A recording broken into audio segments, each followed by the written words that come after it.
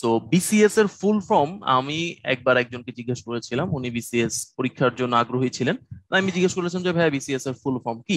উনি বলেছেন যে Bangladesh cadre service. So BCS এর ফুল ফর্ম কিন্তু বাংলাদেশ ক্যাডার সার্ভিস না। এটা বিসিএস কে ভালোবাসা, বিসিএস এর জবটাকে পছন্দ করা বা এটার জন্য আগ্রহী হওয়া, ইটস ভেরি গুড, এটা খুবই ভালো। কিন্তু প্রপার ওয়েতে জানতে হবে, নাহলে কিন্তু সমস্যা। সো বিসিএস এর ফুল ফর্ম কিন্তু বাংলাদেশ সিভিল সার্ভিস। তো এই সিভিল সার্ভিস বা সিভিল সার্ভেন্ট, আমি যদি আপনাদের প্রশ্ন করি, আমাকে একটু জানান যে সিভিল সার্ভিসের বা সিভিল সার্ভেন্ট, আমি সোজা যদি বলি সিভিল সার্ভেন্ট, একদম সিভিল সার্ভেন্টের বাংলা আপনি কি বলবেন? সিভিল সার্ভেন্টের বাংলা যদি আপনাকে বলি যে what is the Bangla of civil servant, আপনি কি বলবেন? আপনি বলতে পারেন সুশীল সেবক। যদিও সুশীল কথাটার সাথে অনেকেরই মাঝে মাঝে একটু সমস্যা হয়, যে সুশীল বলতে চায় না, but it's a good word. আপনি সিভিল সার্ভেন্ট বলতে সুশীল সেবক বলতেই পারেন, এবং it's a very good word.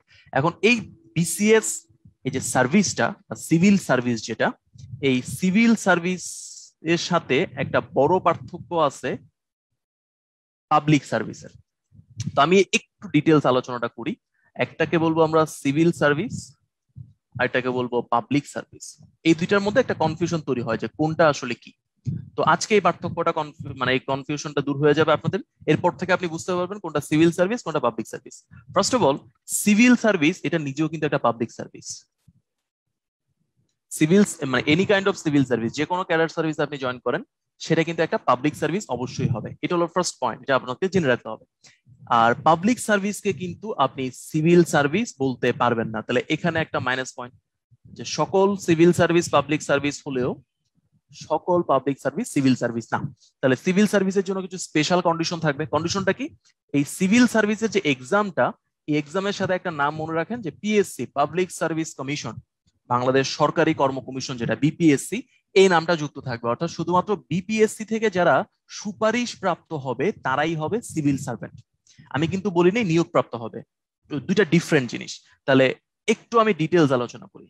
আপনি যখন বিসিএস পরীক্ষাটা দিবেন, এই পরীক্ষাটা দিবেন হলো বিপিএসসির মাধ্যমে। বিপিএসসি ওরা একটা সার্কুলার দিবে, যে সার্কুলারের মাধ্যমে আবেদন প্রক্রিয়া শুরু হবে, আপনি আবেদন করবেন। এখান থেকে কিছু স্টেপ আছে। প্রথমে আপনাকে প্রিলিমিনারি নেওয়া হবে, আমি ছোট করে এই প্রিলি লিখি। দেন আপনার রিটেন নেওয়া হবে, এটা হলো সেকেন্ড স্টেপ। এই দুইটা উত্তীর্ণ হওয়ার পর আপনার ভাইভা পরীক্ষা নেওয়া হবে, থার্ড স্টেপ। দেন আপনার ভেরিফিকেশন হবে। আরেকটা স্টেপ এখানে বলা উচিত ছিল, সরি, ভেরিফিকেশনের পরে দিই, যেটা হলো মেডিকেল টেস্ট, পুলিশ ভেরিফিকেশন যদি এর মাঝখানে চলতে থাকে আলাদাভাবে না বললেও হয়। তাহলে preliminary, written, viva, medical test, verification, দুইটা সাইমultaneously চলতে পারে।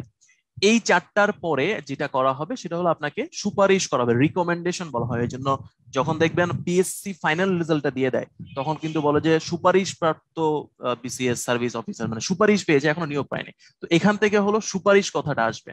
ওরা পিএসসি শুধুমাত্র সুপারিশ করতে পারে। তাহলে সুপারিশটা কাকে করে, তাই না? সুপারিশটা করা হয় জনপ্রশাসনকে, জনপ্রশাসন মন্ত্রণালয়। যখন আরো ধীরে ধীরে পড়াশোনা করবেন, এই মন্ত্রণালয়গুলো সম্পর্কে খুব ভালো জানতে পারবেন। তো জনপ্রশাসন মন্ত্রণালয় কি আসলে? আপনি যখন একটা অফিস কাঠামো চিন্তা করবেন, যে কোনো একটা অফিস কাঠামো, প্রত্যেকটা অফিস কাঠামোতে হিউম্যান ম্যানেজমেন্ট বা হিউম্যান রিসোর্স ম্যানেজমেন্টের জন্য একটা এইচআর ডিপার্টমেন্ট থাকে। সবাই মোটামুটি এটা জানেন যে এইচআর ডিপার্টমেন্ট নামে একটা ডিপার্টমেন্ট থাকে, that is human resource management. এই জনপ্রশাসন মন্ত্রণালয় হলো বাংলাদেশের যে গভর্নমেন্টের যে সার্ভিসগুলো যারা দেয়, তারা গভর্নমেন্ট সার্ভেন্ট, তাদের এইচআর মানে জনপ্রশাসন হলো হিউম্যান রিসোর্স ডিপার্টমেন্ট বা management system of the government. এখান থেকে বিভিন্ন মানুষকে নিয়োগ দেওয়া হয় এবং বিভিন্ন জায়গায় তাদেরকে কাজ করার সুযোগ দেওয়া হয়। তাহলে জনপ্রশাসন। তাহলে এই যে নিয়োগের কথাটা বললাম, যে প্রিলিমিনারি, রিটেন, ভাইভা, ভেরিফিকেশন, এর আগে যে বিপিএসসি নিয়োগটা দিবে বা সরি সার্কুলারটা দিবে, এই সার্কুলারের আগে জনপ্রশাসনের সাথে পিএসসির একটা চিঠিপত্র যোগাযোগ হয়, ওএম যোগাযোগ হবে, অফিস মেমোরেন্ডাম বলা হয়। সো কি বলা হয়, বিপিএসসি আসলে জনপ্রশাসনের কাছ থেকে জানতে চায় যে আপনাদের কতজন অফিসার দরকার। তখন জনপ্রশাসন একটা সার্ভে করে, বিভিন্ন যে মন্ত্রণালয়গুলো থাকে, মন্ত্রণালয়ে একটা চিঠি পাঠায় যে আপনাদের কতজন অফিসার অবসরপ্রাপ্ত হয়েছেন, নতুন কোনো পোস্ট ক্রিয়েট হয়েছে কিনা, এই দুইটা ব্যাপার জেনে তারপর একটা সুন্দর ক্যাডার লিস্ট দেয় কোন সার্ভিসে কতজন জয়েন করতে পারে। এটা অ্যাডমিন সার্ভিস হতে পারে, ফরেন সার্ভিস হতে পারে, পুলিশ সার্ভিস, ট্যাক্স, অডিট, এই সবগুলো সার্ভিসে কতজন করে লাগবে সেটার একটা মোটামুটি একটা সাময়িক ভাবে দিয়ে দেয়। দেন এটা বিপিএসসি তে পাঠানো হয়, বিপিএসসি সার্কুলার করে এর সবগুলো স্টেপ চলে আসে। তাহলে বিপিএসসি থেকে ঘুরে আপনি কিন্তু চলে আসলেন জনপ্রশাসন, এবং আপনার যে নিয়োগটা হবে এই নিয়োগপত্র কিন্তু জনপ্রশাসন দিবে, যেটা আপনারা গ্যাজেট বলেন, গ্যাজেটেড অফিসার বলেন বা গ্যাজেট প্রকাশ হয়, নামগুলো মনে হয় শুনেছেন। সো গ্যাজেট প্রকাশ হওয়া হলো, গ্যাজেট হলো বিজি প্রেস শব্দটা আপনারা যদি শুনে থাকেন, বিজি প্রেস হলো ওই টেক্সটাইল ইউনিভার্সিটির উল্টা পাশে, এখান থেকে একটা পত্রিকা বের হয় যেটা হলো gadget. Gadget is basically an paper. এই পেপারে যখন আপনার নাম আসবে তখন আপনি গ্যাজেটেড অফিসার হবেন। সো এই গ্যাজেটেড এর একটা ইম্পর্টেন্ট টার্ম হলো, এটা নির্দেশ দেয় আমাদের মহামান্য রাষ্ট্রপতি। ঠিক আছে, তাহলে গ্যাজেটেড অফিসার যারা, তাদেরও নিয়োগ কে দিচ্ছে? তাদেরও নিয়োগ দিচ্ছিল মহামান্য রাষ্ট্রপতি। ঠিক আছে, তাহলে গ্যাজেটের অফিসার হওয়ার একটা সুবিধা হলো প্রথম শ্রেণী, মানে গ্যাজেটেড অফিসার অবশ্যই প্রথম শ্রেণী হবে, এবং তার সাথে সাথে তার নিয়োগপত্রে স্বাক্ষর করতেছেন বা কার স্বাক্ষরে তার নিয়োগ হচ্ছেন? আমাদের মহামান্য রাষ্ট্রপতি। এই হলো একটা ইম্পর্টেন্ট বিষয়।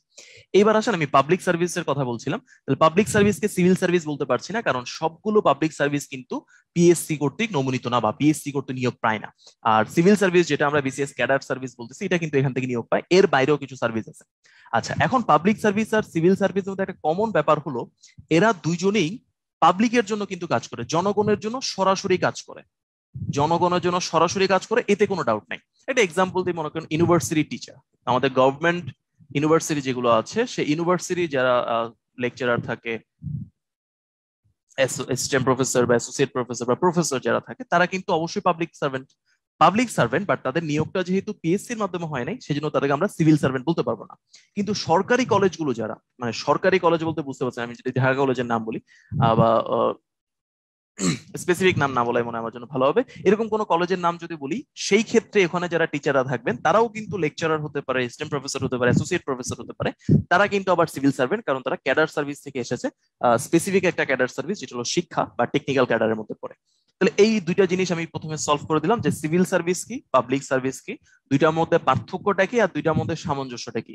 সকলেরই কাজ কিন্তু জনগণের সেবা করা। এই যে আমি বারবার বলতেছি জনগণের সেবা করা বা জনগণের সেবা করার জন্য সবসময় কর্মরত থাকা, কেন বলতেছি? কারণ আমাদের বাংলাদেশের সবচেয়ে বড় যে নীতি, এই নীতিটা হলো সংবিধান, কনস্টিটিউশন, গণপ্রজাতন্ত্রী বাংলাদেশের সংবিধান। এই সংবিধানে বলে দিছে যে বাংলাদেশের সিভিল সার্ভেন্ট যারা হবে, বাংলাদেশের পাবলিক সার্ভেন্ট যারা হবে, সরকারি কর্মচারী যারা হবে, তারা সবাই কি হবে? জনগণের সেবা করার জন্য সবসময় নিয়োজিত থাকবে।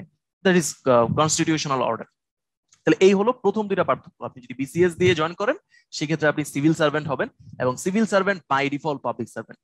সার্ভেন্ট কিন্তু বলতেছি, সার্ভেন্ট মানে তো বুঝেন আশা করি। সো এটাকে সুন্দর বাংলা আমি বলেছিলাম সেবক, অনেকেই এখানে বলতেছেন চাকর। চাকর সরাসরি বললে অনেকের আসলে মাঝে মাঝে ইগোতে লাগে, কষ্ট লাগে, এর জন্য এই শব্দটা ইউজ না করে আপনি সেবক বলতে পারেন।